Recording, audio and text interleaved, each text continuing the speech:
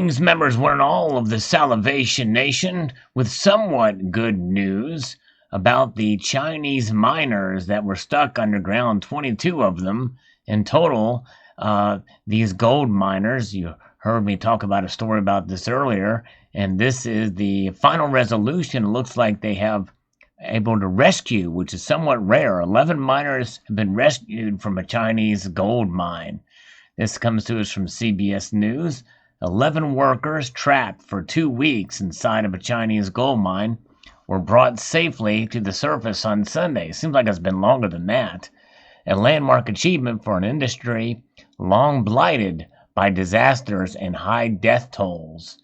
State broadcaster CCTV showed workers being hauled up one by one in baskets on Sunday afternoon, their eyes shielded to protect them after so many days in darkness. Some brought their hands together in gratitude, and many appeared almost too weak to stand.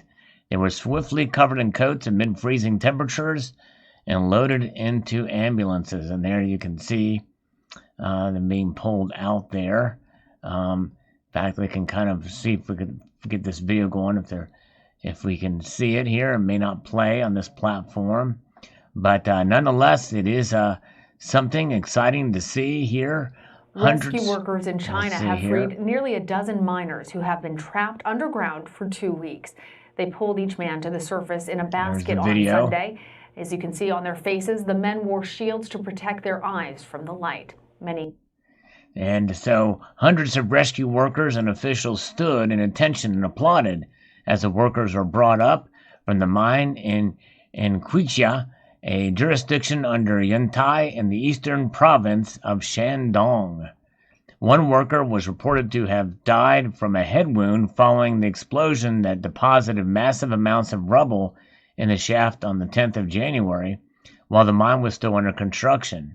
The fate of 10 others who were underground at the time is unknown. Authorities have detained mine managers for delayed reporting the accident. They delayed reporting the accident. The cause of the accident is under investigation, but the explosion was large enough to release 70 tons of debris that blocked the shaft, disabling elevators and trapping workers underground.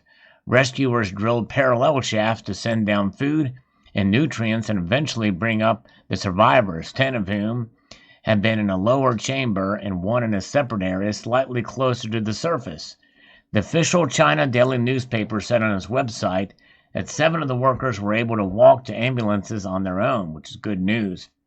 Such protracted and expensive rescue efforts are relatively new in China's mining industry, which used to average 5,000 deaths per year. Increased supervision has improved safety, although demand for coal and precious metals continues to prompt corner cutting. A new crackdown was ordered after 2 accidents in mountains southwestern Chongqing last year killed 39 miners. So hopefully these safety measures will continue to be more widespread in China. And because, like I said, it is lax, as most people understand.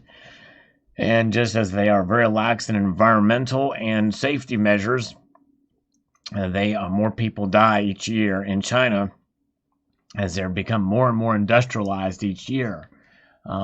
And obviously, gold is a big part of what they do, and they're one of the largest producers of gold out there.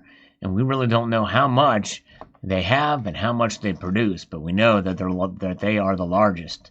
So there you have it. Fascinating indeed. A good news to this story, but prayers go out to those who lost their lives and have been injured. It's definitely a tragedy mining in China. So there you have it. Conclusion to the story, a somewhat happy ending.